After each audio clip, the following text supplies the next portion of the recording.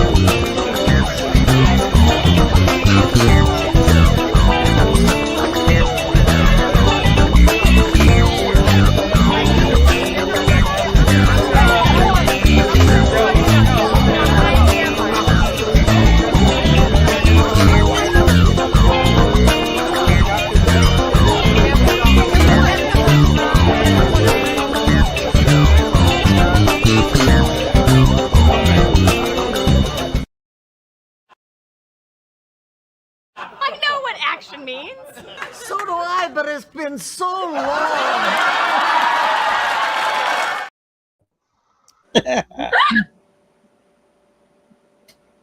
What, Emily? That really got me.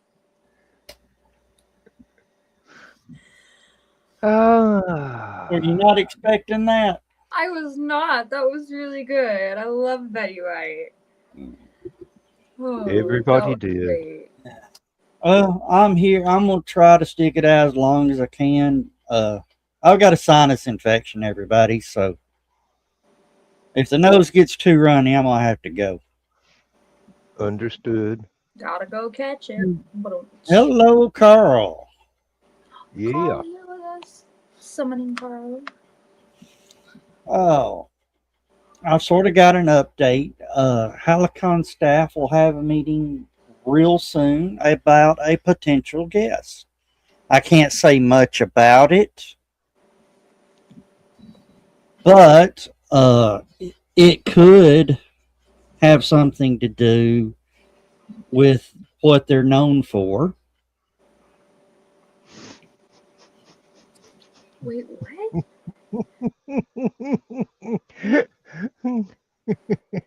Dan gets it. I think I do. That would be awesome. Do they work for MOU the mouse? Or like I'm not That's all the hint I'm saying. The rest is classified. I'm sorry. It's classified for right now. okay. Now my guess was it had something to do with the summer of 1977. But then again, I could be wrong. No, we're talking about the possibility of 63. Oh, good Lord.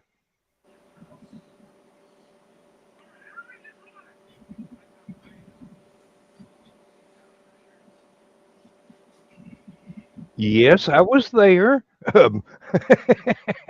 No, you may. That was a very sad passing. Carrie Fisher, and Well, no, it was a joyous time in California. Oh my goodness. Hey, Donna. Hello, Donna. I really don't want to go any further than that. Believe me, but you can imagine what it could possibly be.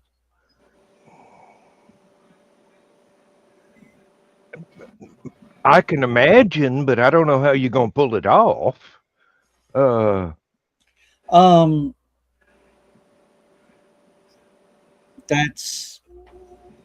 I sort of said what it was and what it was about.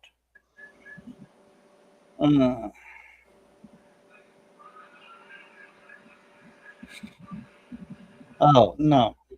No, Carl, it's not Princess Leia. Dan's on the right track. Yeah, it'd be really, really difficult, but yeah. Um, Oh.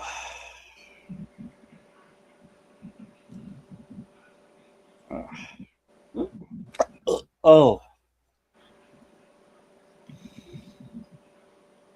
Dan, if you see me lean over and don't kill my camera, please pull me down oh, because I don't think y'all want to hear that. Oh, I'm sorry. Yeah. uh, Antibiotics aren't good on the digestive tract. I got IBS. Yeah, I know what you're talking about. mm, Uh-oh, boss is here. What? Oh. You want to see what it is, Emily? Kind of. It's not. Oh, oh my goodness. Look how big she's getting. She's so big. She's so cute. She's got this. She says, "You can do it, Joe Dog." Oh my goodness, she's so cute. I'm not even a cat person. And you're so adorable. I'm allergic to you, but you know what? You're so cute. All right. Well, she's going to go put it down now. So, Don't make Dawn cry. Oh, hey. Hey, people. Oh, no. Other Dawn. Oh, but hey, people. Or hey, Dawn. I was talking about other. I don't know. yeah, it's past her bedtime. yeah, I imagine. We're trying to train her young to go to bed. Oh, yeah.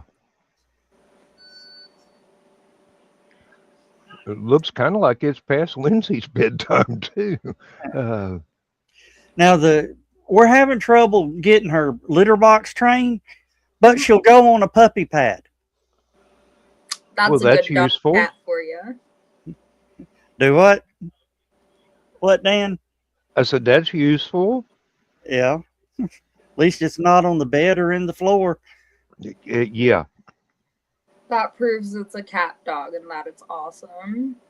I will give you a little hint. You know, those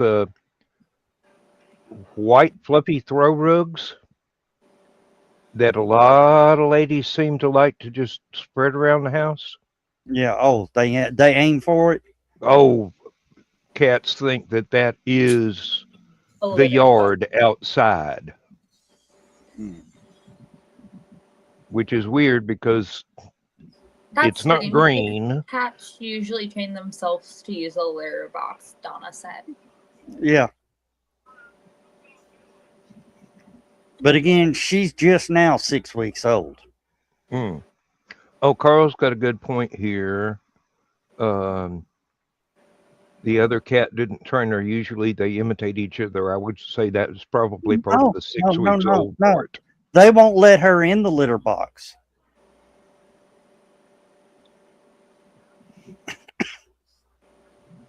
They Now we did have a cat standoff yesterday. You mean a kitten standoff? No. We got 4 adult cats. Oh, fuck. And the 3 adults ganged up on one of them.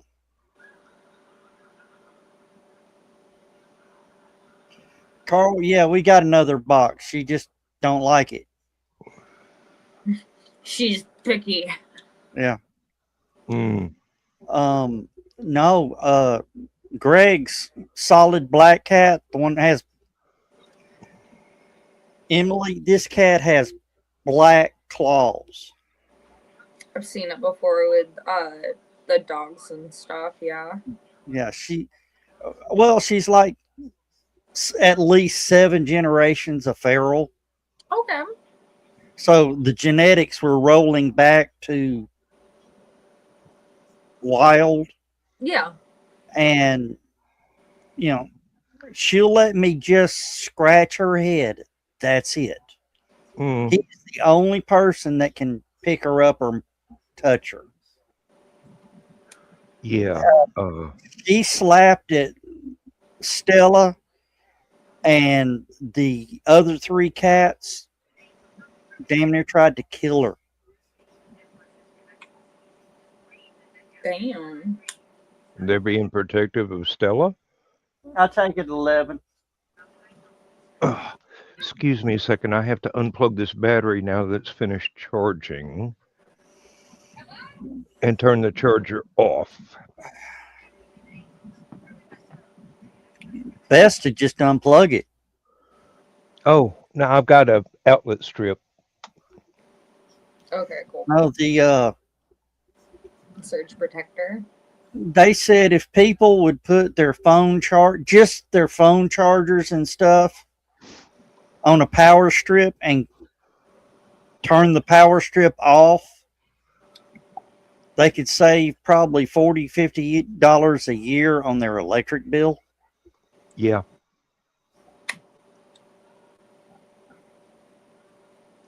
And TVs, your TV's always powered on. Yeah. Mm-hmm. What do you want? I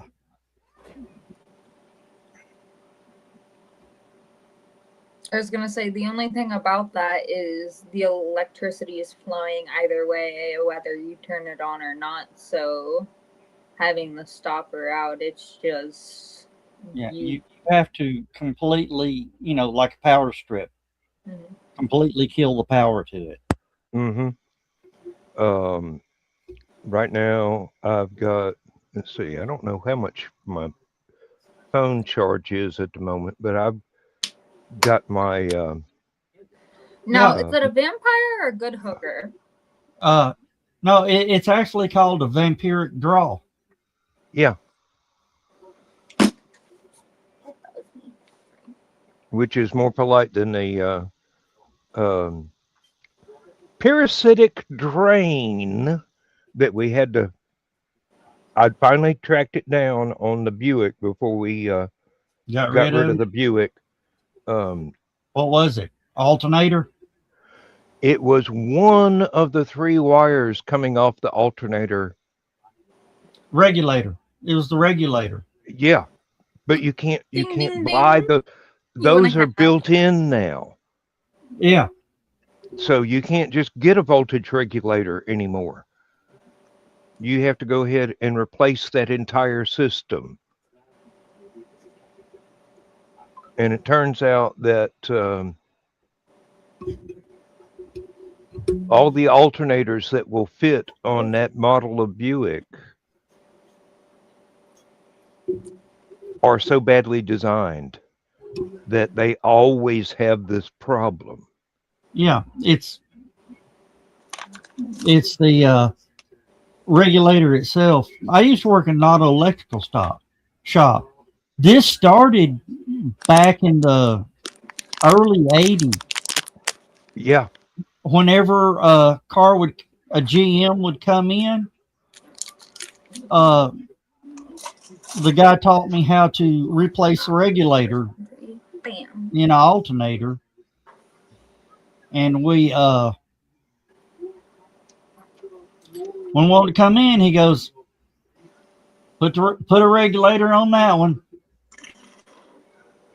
It took me about 4 minutes to put a regulator in. Mm-hmm. Took me 2.5 hours to get the freaking alternator off. Yep. Luckily this had a straight 6. So it's like working on the old pickup truck. You could actually climb into the engine compartment and reach everything. That's what I miss about the old trucks. You had plenty of room to do all the jobs. Yeah. Of course, my dad said I'm never afraid of work because he would have me change the oil on his truck. Yeah. I'd get underneath it, I'd pull the oil filter first, then pull the drain plug, and fall asleep while it's draining. I'd crawl right up into work and fall asleep. Oh, yeah. So it definitely mean I ain't afraid of it. Nope. Oh, only thing that scares me nowadays is having to change a tire.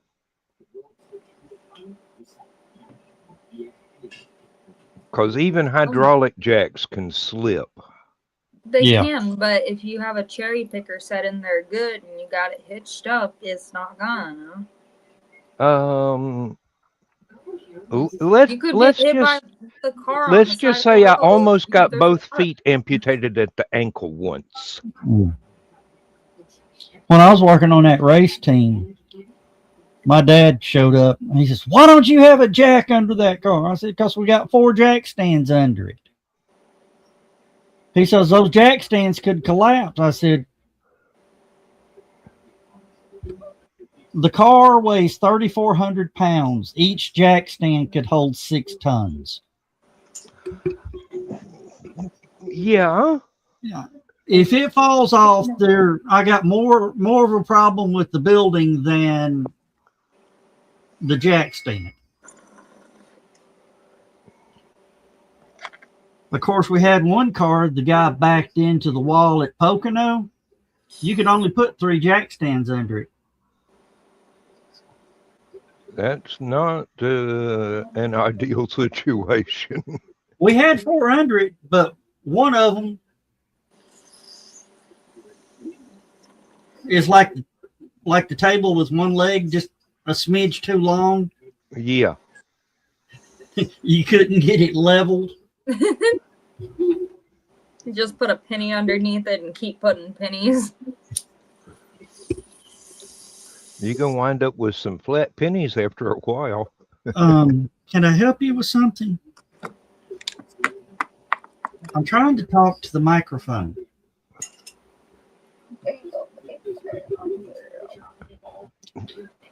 The cat does not like you being sick. No, the cat doesn't like me being on here talking and not talking to her. Oh. She says, "I'm priority, and why are you not talking to me, Father?" No, it's not why are you not talking to me, Father. It's why are you not talking to me, human. To you what? I didn't hear. No. Why are you not talking to me, human? Human. You human. You human being. You just a peasant human being. You my peasant. Mm-hmm. I know exactly what you're talking about, Joe Doc. Remember, we started off with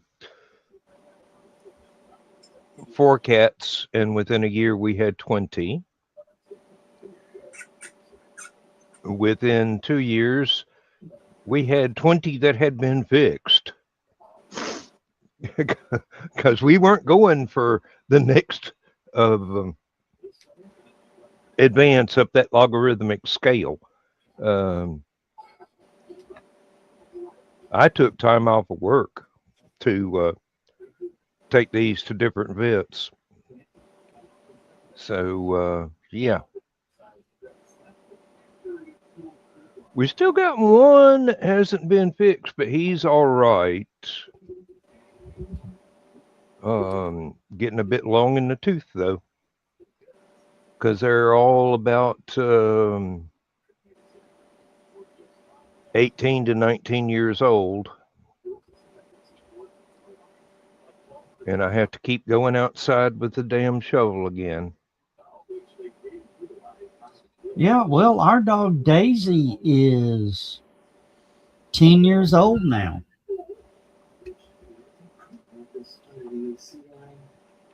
Little fat Lily is 14.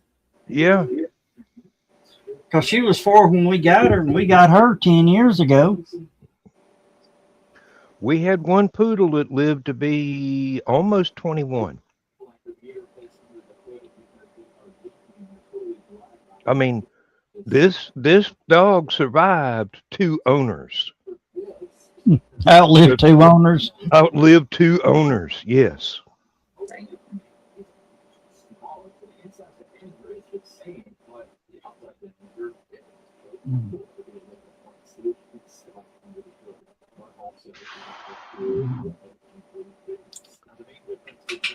No, we had, I think, 3 that passed last year or during this year.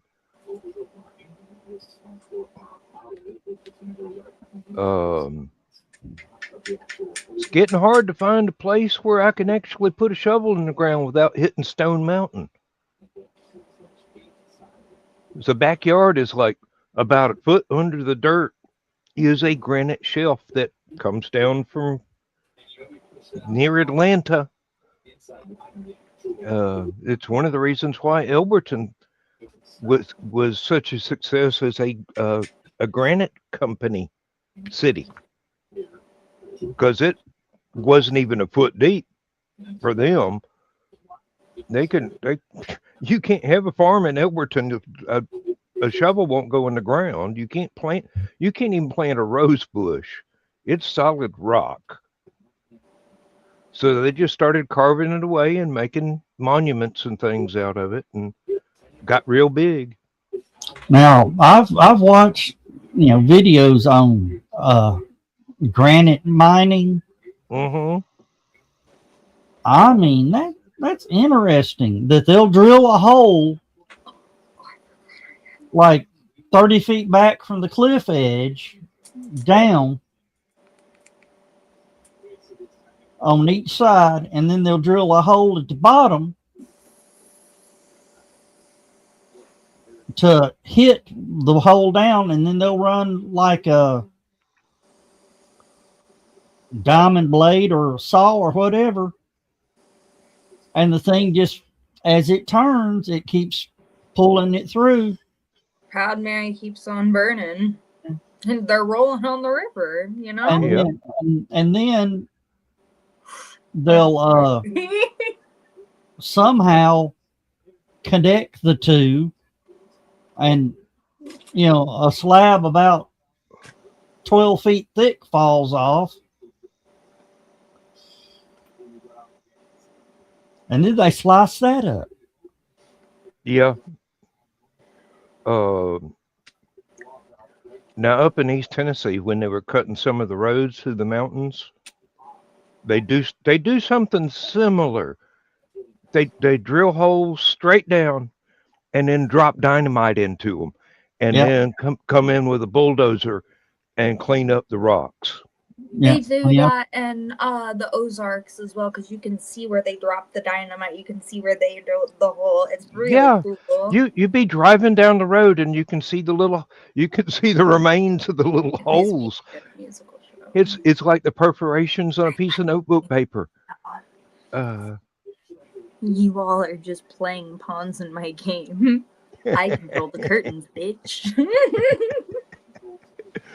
Oh, I'm lost. Oh, Carl said Emily is making it a musical show. Oh. And I said my whole life is a musical show, and I can close the curtains when I want to, bitch. Something like that. Something like that. You stealing my accent, honey. Something like that. Then I could be Robert one day. No, I sound more like a certain person when I do that voice, but not Robert. She's like, I ain't looking at that damn camera. Of course not. She says, bow down to me, peasant. I'm not looking at that camera because you want me to.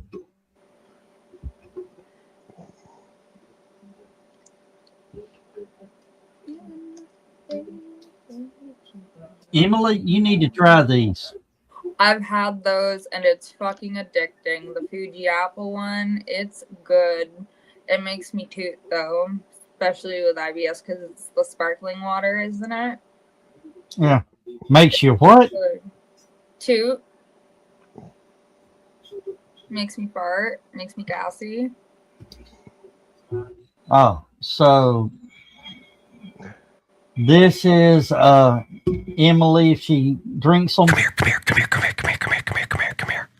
I farted.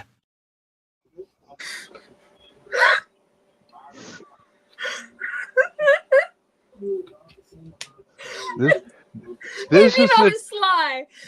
You're gonna hear it and you might smell it first, and it's not gonna be as sly. But I think it'll be less painful than yours, Joe Dog. I don't know. I really don't know. I don't. this is why Joe Dog always gets an elevator to himself because other people are afraid to get on it with him. You know what, Joe Dog? I'd ride an elevator with you. Bam. High five. She's married. Get it out of your mind. She's married. Get it out of your mind. Oh, I had a Aerosmith song pop in my head, Dan. Oh, I think I know which one. Are you sure that was Aerosmith or was it? Yeah. Toys in the Attic. Oh, okay. No, I was thinking of of a different song. yeah, I was thinking of a totally different song, and I think it was a Van Halen song actually that I was thinking. No, that's of. Hot for a Teacher. No, Love in an Elevator. Oh, come on now. That's what my mind went to. I thought Love in Elevator was Van Halen as well. Yeah. No, that's Steven Tyler and Aerosmith. Toys in the Attic, I believe, is the name of the album. Oof. All right, I'll take your word for it. Carl. As a life coach, thank you. Toys in the Attic, a album by Aerosmith, studio album. Probably got a copy of it somewhere on vinyl at that. I don't know. I have so much vinyl. No, that's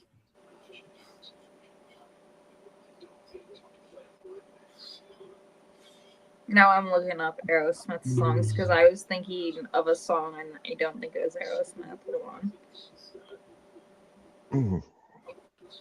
Yeah, it is Aerosmith.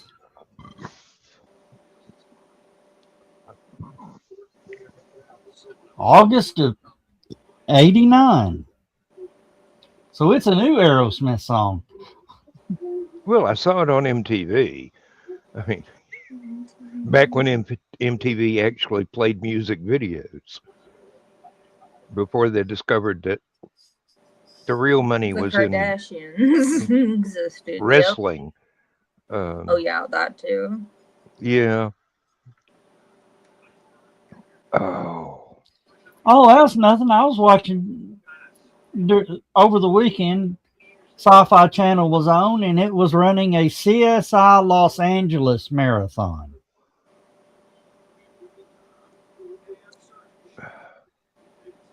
I just got lost in Aerosmith. Damn, I'm putting that over here.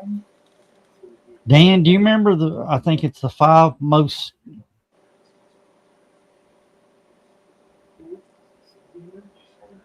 the 3 most feared words in fandom? Sci-fi original movie. Oh. That's funny. Yeah. I remember when they actually played sci-fi too. Yeah. Just like MTV, they discovered the money was actually somewhere else. No, wasn't the money was somewhere else. It was costing too much money to make the damn good shows. Well, yeah. Well, think about it. Sci-fi had I think it was called Fifth Wave. Mm-hmm. The Alien, the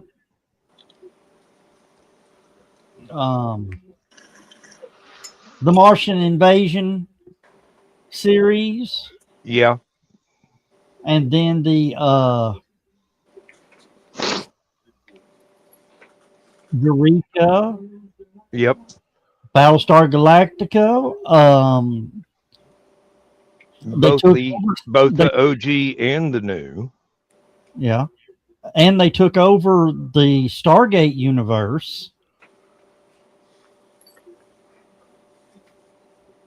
I actually had a friend that had a satellite dish, and he would record Doctor Who off the Sci-Fi channel for me.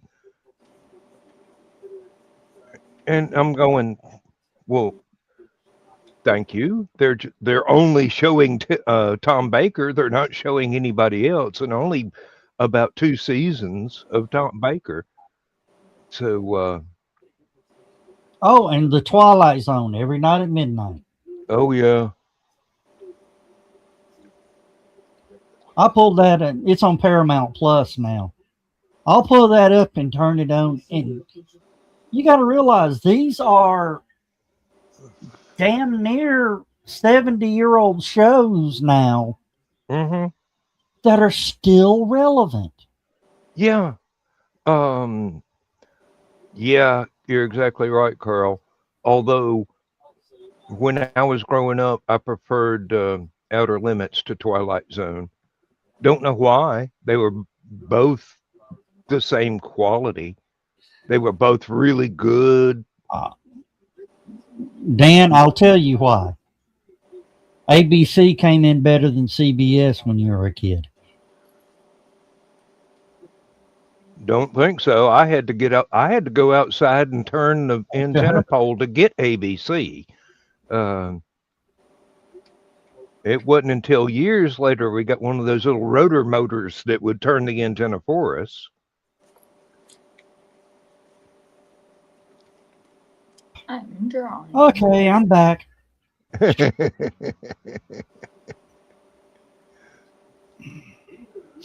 Oh yeah. Oh, and the sneezes have been horrible. Oh yeah. Kardashians won't last for reruns.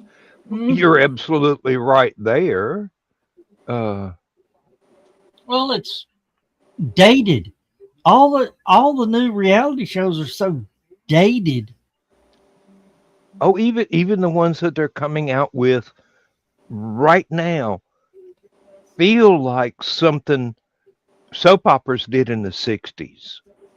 You know the entire plot before the first 12 lines of dialogue have been spoken.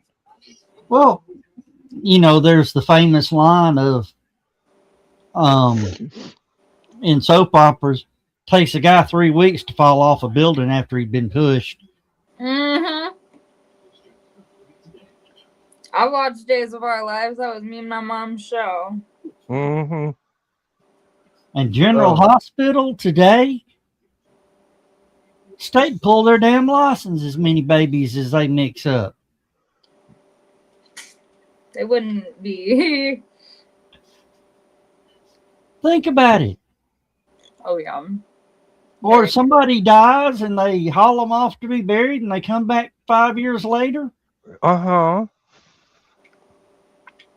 Oh, they were in a coma. No, you killed them off. You showed us the funeral.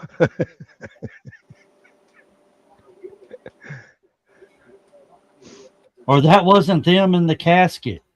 Yeah, no, they're not actually dead kind of thing, and it's like, what? Uh-huh. That wasn't them. Yeah. Then who was it?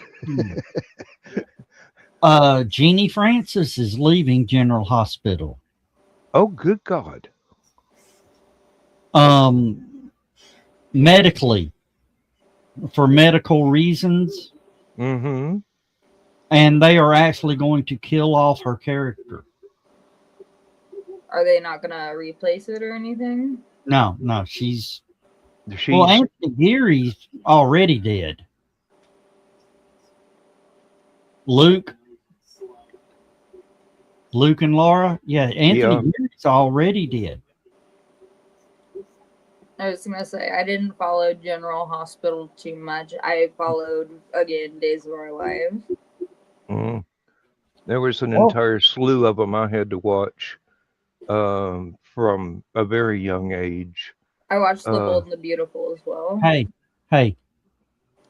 you had to watch Nanny's stories. It didn't matter what it was on. But what? Let's see.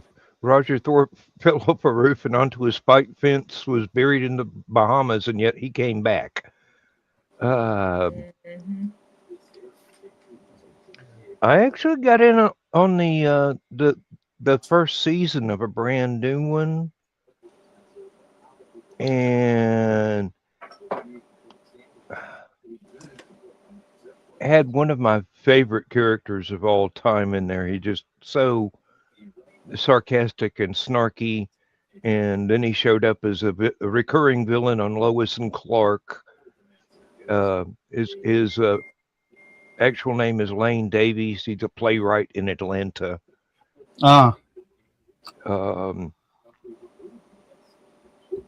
Well, I introduced Donna to Jonathan Frakes, and she goes, "Oh, he's," and she says, "I absolutely love your wife on General Hospitals." He goes, "Well, actually, my name isn't Jonathan Frakes. It's Mr. Jeannie Francis."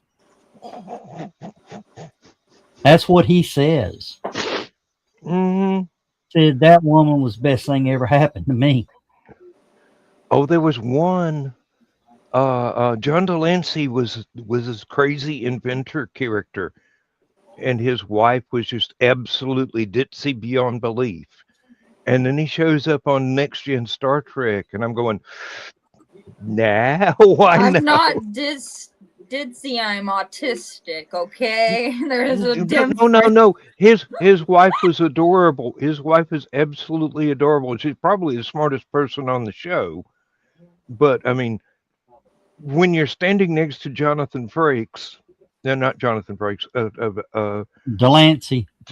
John Delancey, and they don't write funny enough dialogue, you've got to invent some that is funny enough to keep up with him. Now, I met Delancey at the Huntsville Comic and Pop Expo. Mm-hmm. And he was sitting right next to Brent Spiner. And Brent Spiner was on Night Court. Yes, I know.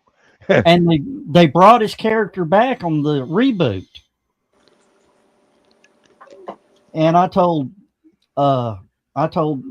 Delancey, I said, if they ever create a role for Dan Fielding to have a brother, you should be him.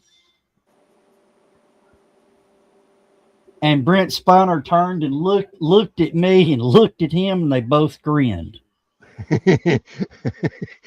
That one's going in the suggestion box tomorrow. No. They were working on the character and canceled the show. Oh. Shit. And they left it. The last episode of the series,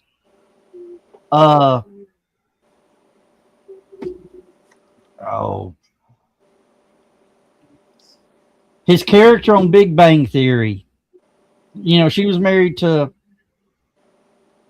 I can't remember his name now. Damn, I drew his character. She was Bernadette. Amy Farrah Fowler? No. Bernadette? No. It's Bernadette's husband on Big Bang. And he walks in, Howard. and he walks in and goes, Bernie, where have you been? And everybody's like, whoa. And the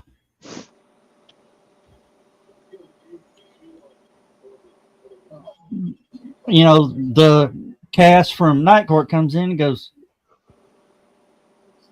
Abby, who's this? And she goes, this is my husband. No, he goes, this is my wife. And it faded to black, and it's like, and they canceled the series.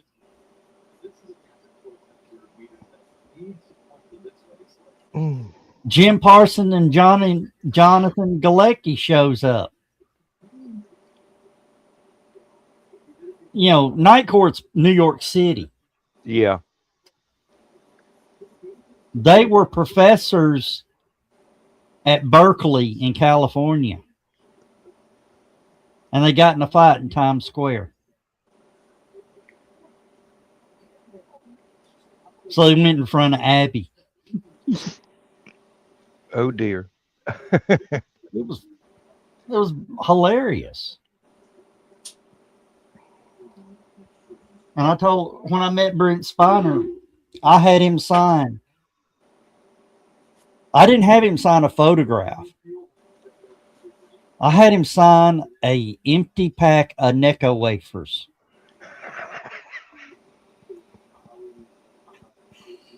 He looked at it, he goes, "Yeah, I want you to sign something." I said, "You probably never signed something like this before." He goes, and I just put a little piece of paper down. He picked it up and he turned it over. And he about fell out of the chair laughing. Emily doesn't get the joke, but Dan does. Oh, because I've seen Night Court many times. Oh. They got grandmama's inheritance.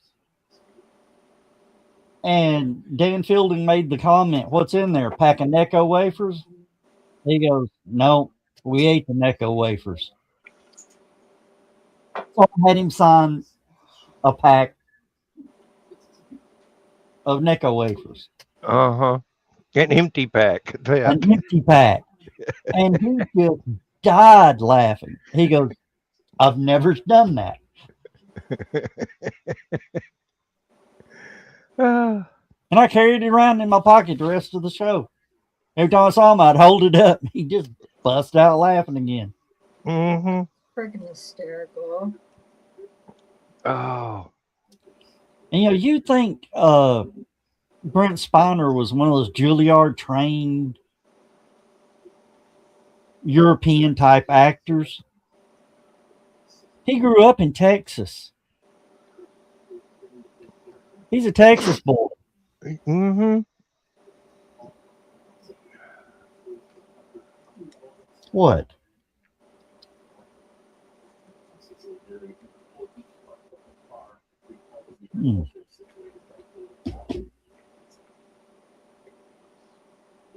Of course, the Huntsville the Huntsville show, they pulled the biggest coup. They had like every, short of Frakes, Burton and Dorn, they had the rest of the cast of Next Gen the day after the Picard finale.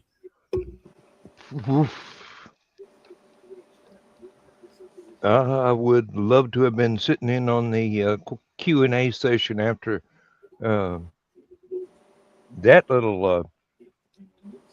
Did you see the Picard ending? Yes, I did. Where they were sitting there playing poker. And it was just, the camera was circling the table. Uh-huh.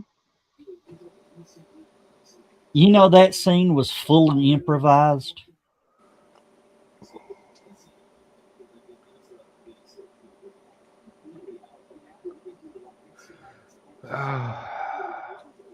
Well, I mean, they're so familiar with their characters, they know exactly what they would say in such a situation. Yeah.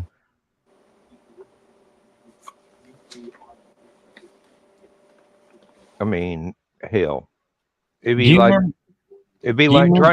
trying to show Robin Williams a script, and he goes, "I can do better." Literally, very much so.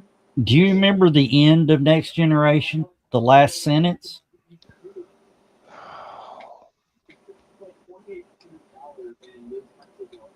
Oh wait, I'm confusing it with the last episode of Enterprise. They're all sitting around playing poker. Yeah. Picard comes in. And he sits down and, he says, "Can I join?" And I said, "Sure, Captain, grab a chair." And then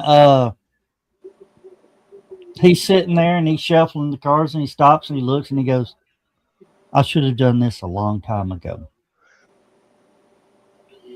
Mhm. And then the closing line was 5-card stud, deuce is wild.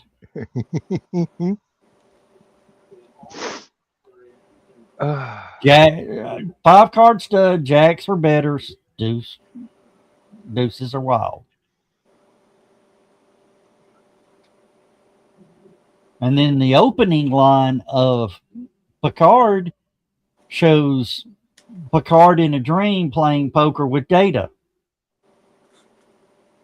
The irony.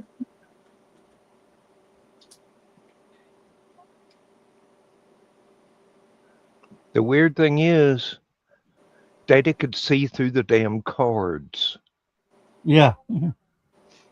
So he had to be on his honor Yeah. to be able to play honestly with folks and not look through their cards to see what they had. I'm guessing he still didn't play too honest, but or he played. No, he did. Mathematical precision is one thing, but poker, it just depends on who it was that Luck of the shuffled draw. the deck and the luck of the draw. Yeah. Yep. Now, Oh, do you remember the scene with DeForest Kelly in Next Gen? mm-hmm. Remember what he told Data? He said, "Enterprise, that's a good name. This is a good ship. You take care of her, she's going to take care of you and last forever." In Generations, where they crashed it, Data was the pilot. Remember what he said? "Oh, shit." That was actually a throwback to that scene. Mm-hmm. That was the thing that I hated the most about the Trek movies, just like every other one. They blew up my goddamn ship again. Oh. God Bones, what have I done? Same thing you always do. Take a real. What are you doing, Cat? Ah. You are a fucking pain in the ass. You know that? Or an arm or a leg or whatever she can reach. Ah. Yeah. Carl, look at Carl's line here. I didn't know there was going to be a quick Carl. 6 damn years. You ought to know. You can't get sci-fi fans together without them going, "Hey, do you remember this?" Oh Lord. No, but this is so true to the theme of the show. This is the kind of thing after hours, in the lobby, in the hallways, at the room parties. This is exactly the kind of conversation you're going to walk in on. Yeah. And hang around. If you don't like the conversation, hang around. It'll change. Really, we've got topic drift nailed. I know the Larry Niven group is famous for topic drift, but I think we're next gen topic drift. Oh, yes, Carl. Argument about warp drive speeds, when they changed, how they changed, why they changed, mm-hmm.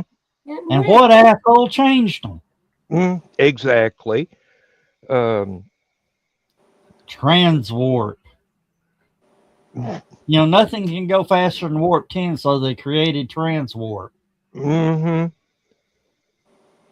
Of course, I love, you know, the new Battlestar Galactica. They had FTL. That's all they called it, FTL. Faster than logic. Oh, faster than light. No, I think I was right. But instead of, you know, traveling at warp speed, it was gone. Yeah. Half a second later, it's at a planet. From linear to Logarithmic. Yes, that was the ideal.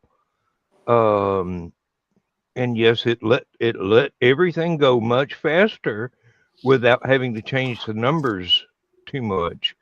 But Yeah, I can do it too, bitch.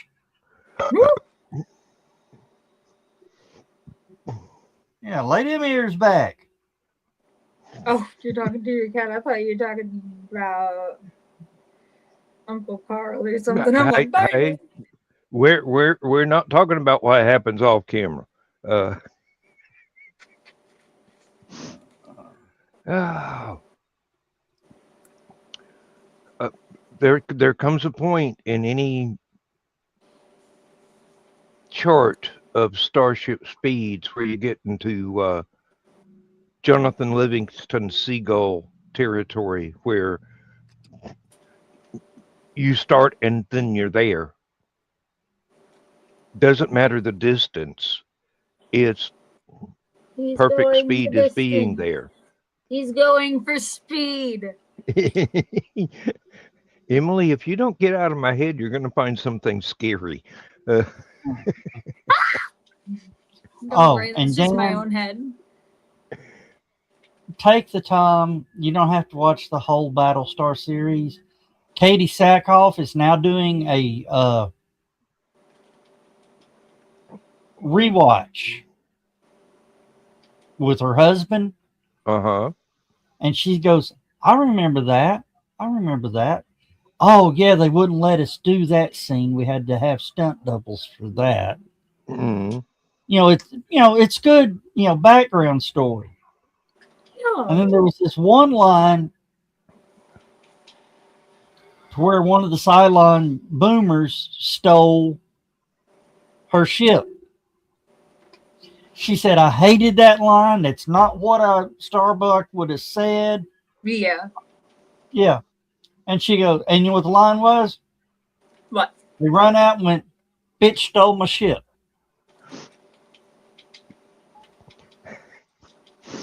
I'm just saying. That would be a Starbuck line, but she hated that line. Mm-hmm. Still. And now you have an understanding of why I like some of the retrospectives about Doctor Who, where they go back and go, oh, we read the script and we decided we could do something a little bit to change it up. And I mean, this is not even Tom Baker era. This is getting later on when just had actors that would they could riff, basically. That's always the funnest. Oh, I'll Carl. tell you, if they, if the BBC would do it, Doctor Who would probably be super fantastic. Night, Carl. Bring in Josh Wheaton as a showrunner. Whoa. What? No, I mean, I was just considering the idea. Yeah. Or no, not JJ. God. No. Never let JJ touch anything ever again, please. Lens flare. Damn it. I hate lens flare. You and everybody else in the known universe. And you can't do Michael Bay because he blows everything up. Exactly. And we've seen enough stuff get blown up. I mean, I know. Explosions are no fun anymore. Yeah. Of course, that's what I did like about Mythbusters. Had to blow something up.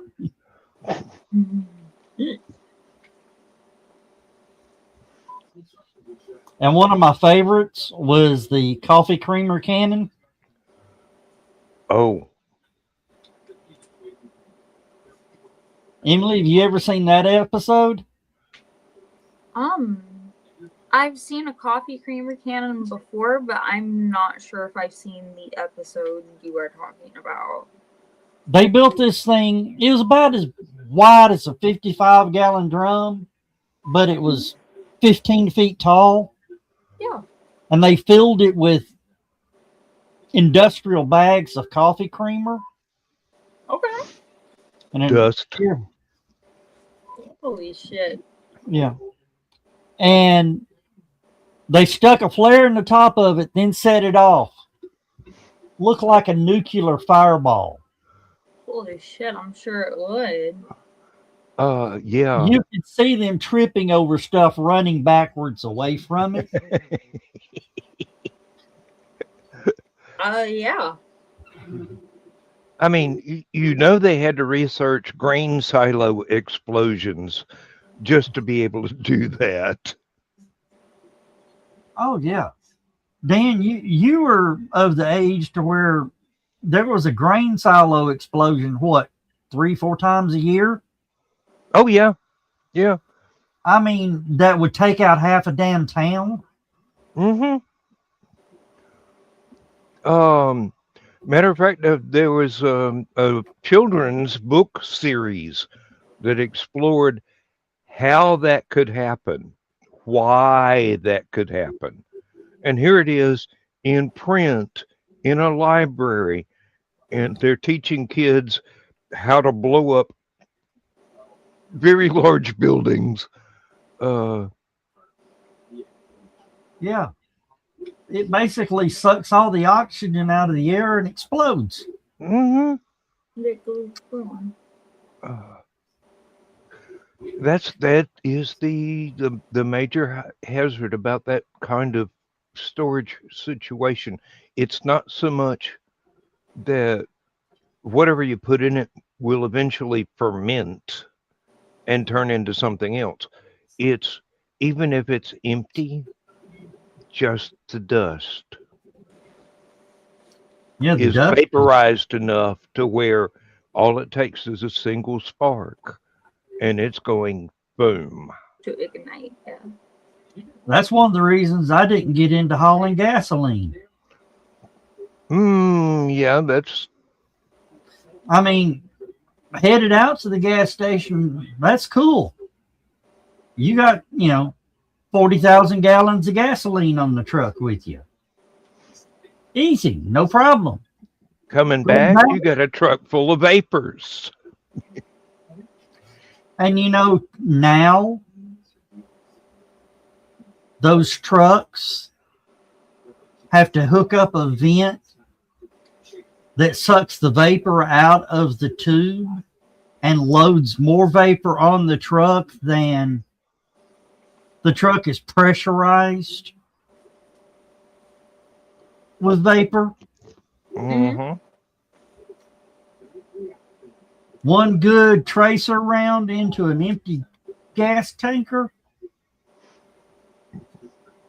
you take out a city block. Probably more than that.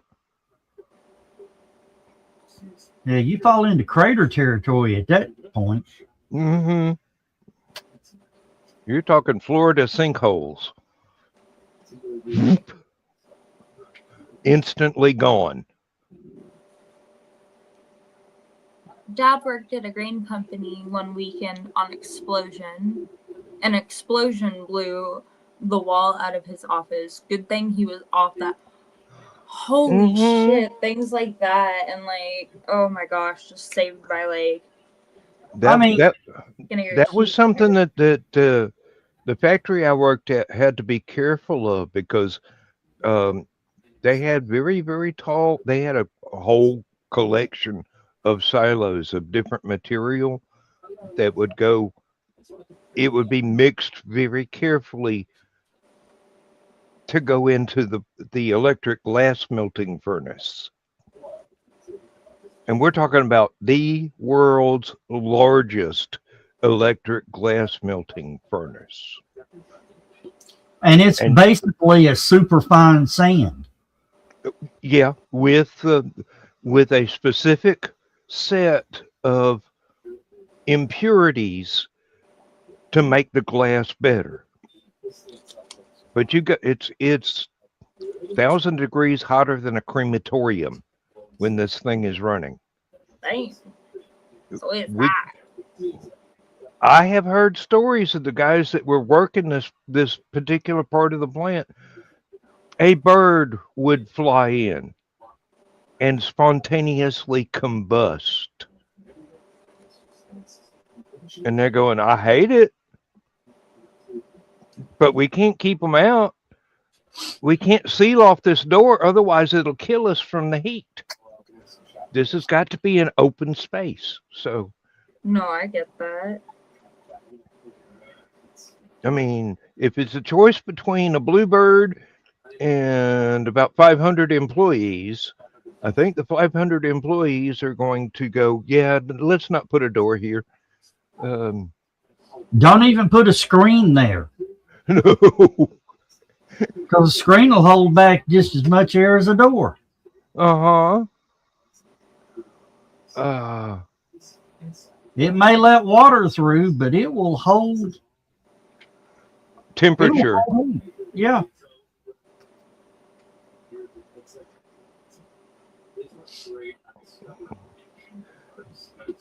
No, we had a major event because a truckload of asphalt came in and the tank was almost full. The driver started pumping liquid asphalt into the tank and then went to the bathroom for a good 30 minutes. They had to redo the entire water drainage plan for the asphalt patio. Oh, holy shit. Because they couldn't afford it to get into the water runoff pipes to go to a nearby creek because the asphalt, it wouldn't have stayed liquid the entire way, but there were chemicals in there that would leach out over time and kill fish and ducks and beavers, actually. Part of the runoff was they had to keep fixing it. Hey, John Scarborough. Just John quickly. was watching but didn't jump in. Up, John. He liked the show, but he didn't show up. Now he's run off. Oh well. Again. Yeah, and when you've got to protect the wetlands or federal agencies get involved. Well, I'll tell you what happened to me one time. I was working for the city, and I was hauling asphalt. And I pulled directly under the plant. I mean, it was coming out of the mixer into the truck. I got a load of liquid asphalt in the back of the truck. That is not ideal. Somebody hit the wrong button on that day. You think? I mean, they were screaming on the radio, drive, get out, go, move. Get the fuck out of here. Needless to say, I drove a new truck for about 2 weeks because they had to jackhammer the asphalt, the liquid asphalt out of the truck after I dumped it. It had like that much liquid asphalt on the inside of the beds. Yeah. Dang. I mean, it probably reduced the hauling capacity of that truck by about 20%, maybe 30% because of the layer that was in there. Because you've got a safety margin. You can't fill the damn thing entirely. Weight. Uh-huh. It cut the weight. I mean, the truck would barely pull itself when it was full. Because liquid asphalt weighs roughly $12 or 12 pounds a gallon. Mm-hmm. And I had roughly 600 gallons in the back of the truck.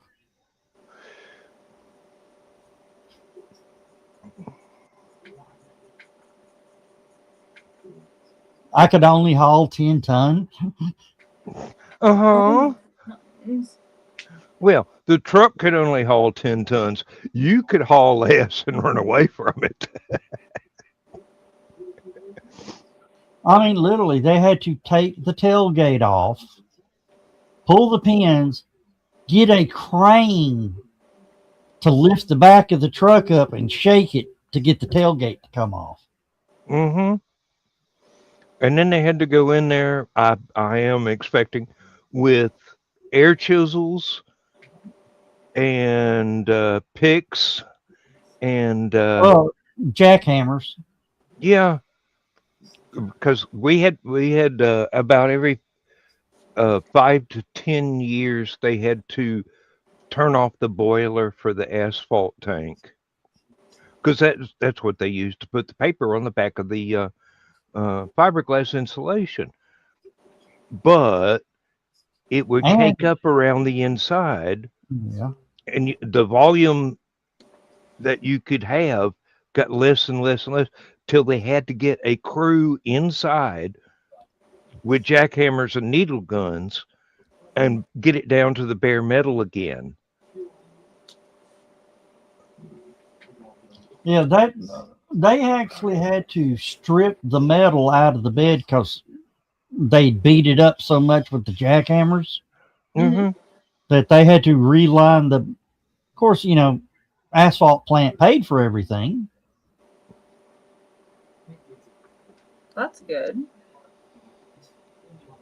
But I got a letter, a write-up letter for their screw up. What do you do? Or what they Oh, say you do? didn't do anything. You were just there expecting a normal load of something to go on the road. Yeah. And somebody hit the wrong button and it was just asphalt and not the particulates as well. Yeah. But it was I got written up because it was my truck. Fuck that. Because I didn't pull out when it started. I'm like, guys, it was in the back of the truck. Only thing I've got is a light to tell me to pull away.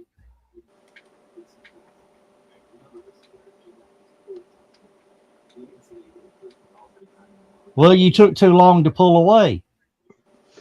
You try hauling 10 tons of asphalt. You're gonna. No, you try hauling 20 tons of asphalt in a 10-ton truck.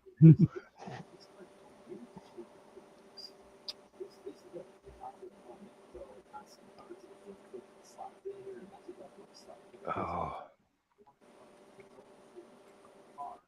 I remember we had to actually buy weights to hang off the front of the tractor to use certain plows and things to keep it from popping wheelies all the time. Yeah. Well, Daddy had a really long think about that. And then we found out when the army worms came through and we needed a sprayer on the back of the tractor. You get a 500-gallon tank and put it on the front of a tractor, you don't need the weights anymore. No. you need to make sure that the tires are in good shape because it's gonna nose down into the ground. You start pulling a plow with that weight on the front. It's a good thing that tractor had a turbo boost. Because you drop it down into full turbo and sink a chisel plow about 4 feet deep in the ground, and that thing would just go. Yep. You don't think tractors can run that fast? Well, depends on what you're doing. I mean, if you're lucky, you got the disc harrow, which kind of floats on top of the ground, but that chisel plow, you don't know what kind of rocks that thing's going to pull up. Dan, you're of the era of when tractor pulls first started. Uh-huh. I watched a video the other day. You know, you've seen the 20,000 horsepower tractors pulling the sled. Uh-huh. They hooked up an old John Deere steam tractor. Oh, shit.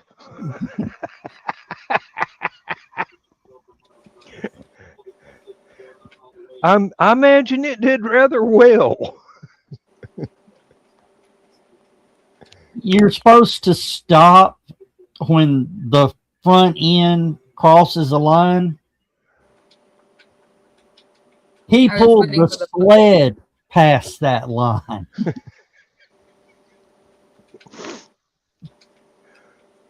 I mean, it didn't. He started pouring the steam to it. You hear it go. Anyway. Boom. Boom. Boom. Boom. Boom. Boom. Boom. Boom. And that thing was just. I mean, the weight was already up on the front. You know, that's what stops them. It just.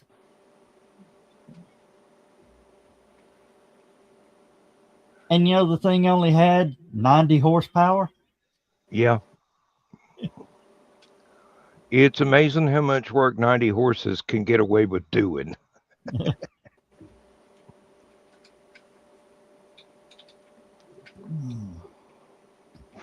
Now we had one that was rated. We had one that was rated at 70 horsepower, but there was a little turbo lever on the side. Pull that sucker back, it went up over 100. And Holy shit.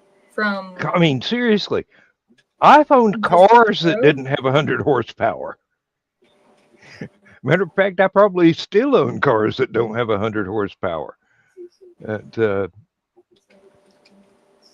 Dad's going, the only reason that white Freightliner is not allowed to design a turbo diesel engine is that it would tear up everything it was pulling just from being too strong. Oh, yeah. You put too much weight on the back of it, it'd just yank the frame out from whatever it was trying to drag. Oh. Roll over to my NASCAR side. NASCAR is limiting the truck series to a certain amount of horsepower. Mm-hmm. Restrictor plates and stuff. Well, they're not doing restrictor plates anymore. It's all electronic. Oh, yeah. Fuel injection. You can go to the dealership and buy a truck with more horsepower than the cars on the track.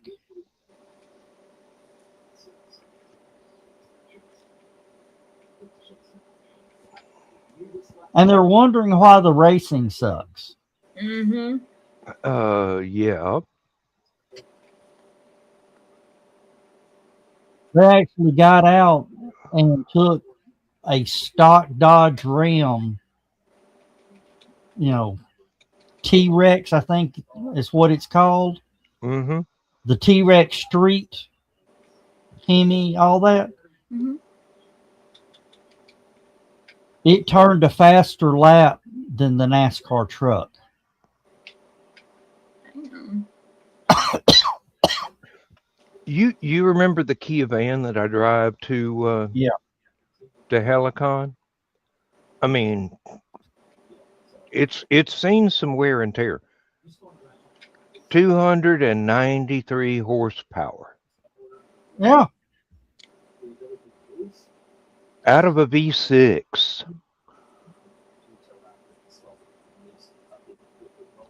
That's, of course, now they're getting nearly 100 horse out of a cylinder now. Mm-hmm. Which is good news for John Deere because they only use 3. And that's all they'll let you use. They I can turn it. know. Oh. Yeah, we got to talk about that this weekend. You know, if you plug in a non-John Deere software, licensed software diagnostic tool into your John Deere, it will shut down. Mm-hmm. And you have to haul it to the dealership. Bays could be empty. And they could take as much as 3 months to reset the computer. Or you could pay $1 million. damn near for them to send a technician out, but then you gotta wait 2 weeks. To walk up, plug it in, tap a few things, unplug it, and say, have a good day. Mm-hmm. Yep. Turn it off. Turn it back on again. Well, wipe the memory, reinstall the correct memory. Yeah. No, basically reset that code.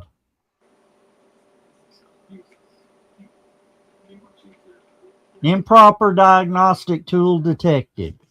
Mm-hmm. That's off. Yep. It'll just sit there.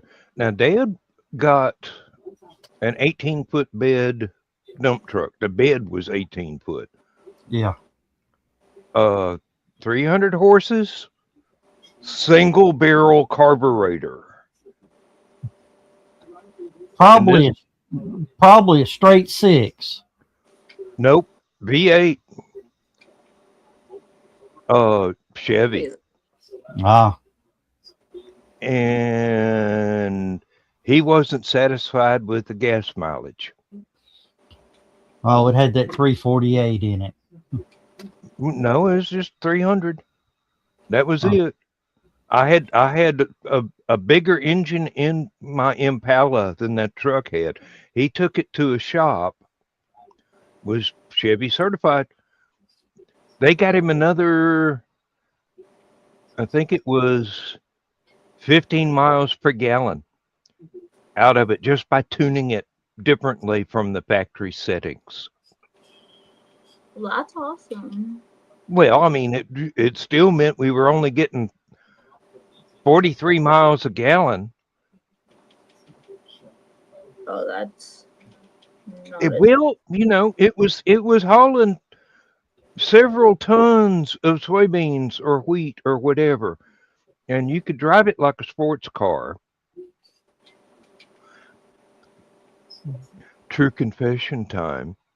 Not many people know this, but while Mom and Dad were off at work one day, I got bored and I took the dump truck to the local middle school and cut donuts on the basketball court with the dump truck. As one does. Oh, I mean, I had an art class in that building from high school.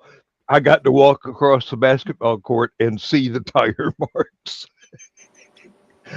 for about 2 years. And people are going, who did this?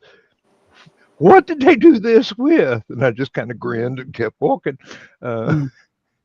Yeah, That Well, was I told before. exactly what and exactly who and why and when.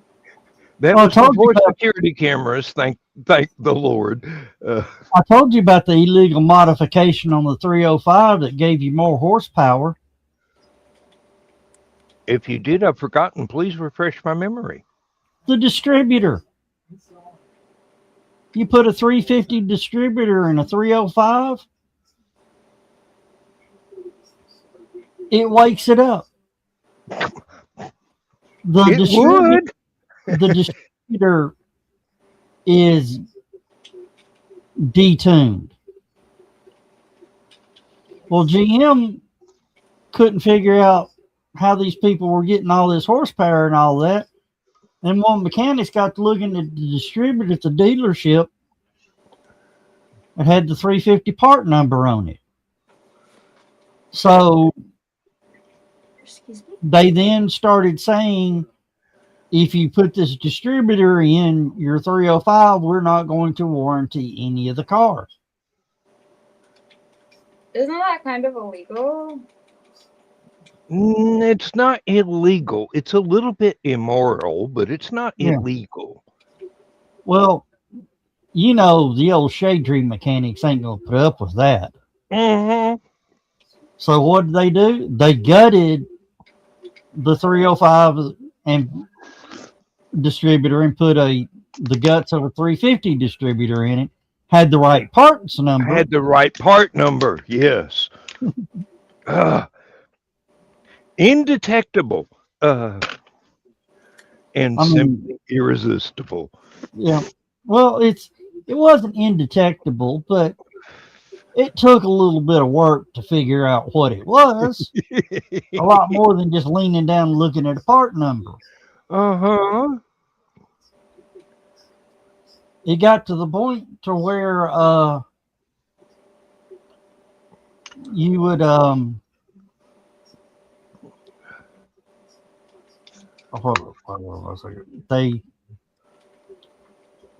it got to the point that if you rolled in with a Camaro or whatever with the 305 in it for anything, replacing a headlight, they checked the distributor. Uh-huh. To make sure you didn't have the Hey, Chris. Illegal distributor in. uh-huh. Now I told you about that Impala that I had with the 350 with the automatic transmission, one of those Power slide. 300. Oh God, it was a 300. The Oh. engine was a 350, and it was just. I thought, oh wow, this is great. Rochester quadrajet carburetor on a 350. Yeah. Quadribogs. You know what happens when you turn the cover on the air filter upside down so that it can breathe? Oh yeah. All there, and it actually gains a few horsepower too. Yeah. Gives it Because more. it's drawing more air. I had the old square flange on my Chevelle, Mm-hmm. where all four barrels were the same size, Oh yeah. and ran a Carter AVS on it, not the AFB. AFB's the Chrysler. AVS was the GM.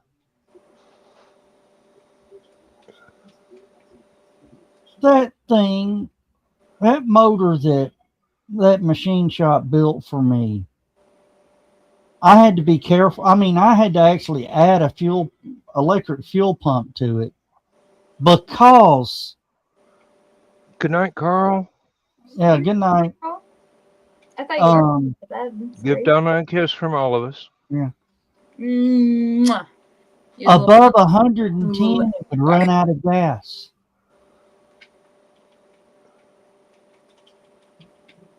They ran out of gas. I'm sorry, it was being weird. No, the motor sucked that much through it that the carburetor couldn't keep up. Mm-hmm. I did have a few kids pull up with their Chryslers and their Dodge Charger. At a stoplight, they'd get in the fast lane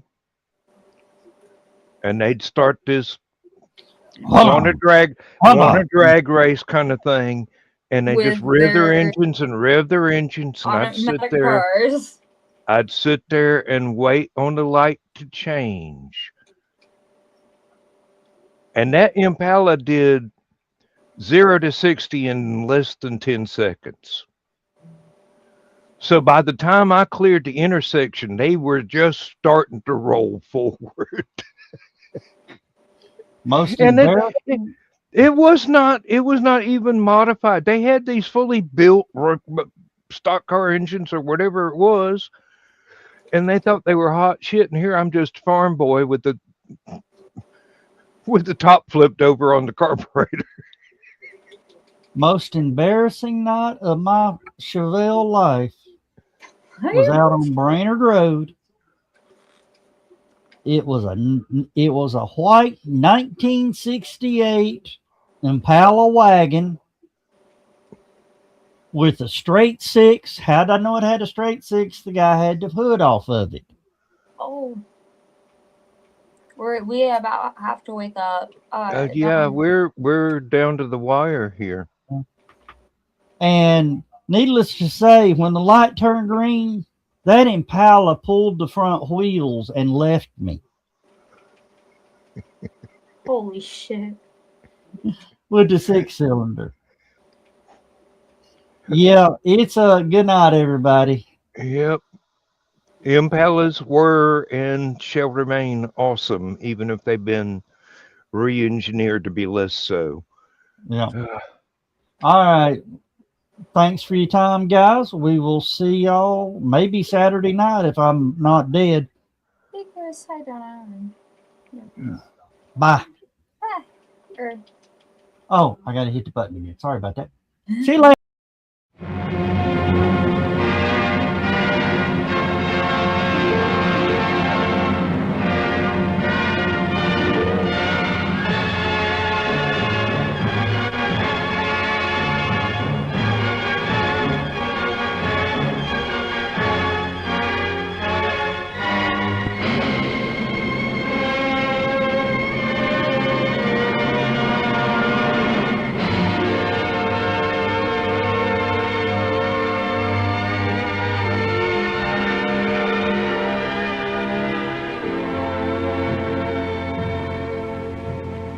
I have slept the surly bonds of earth and danced the skies on laughter-silvered wings. Sunward I've climbed and joined the tumbling mirth of sun-split clouds and done 100 things you have not dreamed of. Wheeled and soared and swung high in the sunlit silence.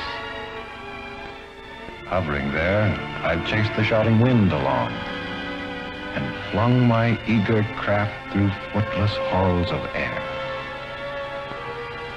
Up, up the long, delirious, burning blue, I've topped the windswept heights with easy grace, when never lark nor even eagle flew. And while with silent, lifting mind, I've trod the high, untrespassed sanctity of space, put out my hand and touched the face of God.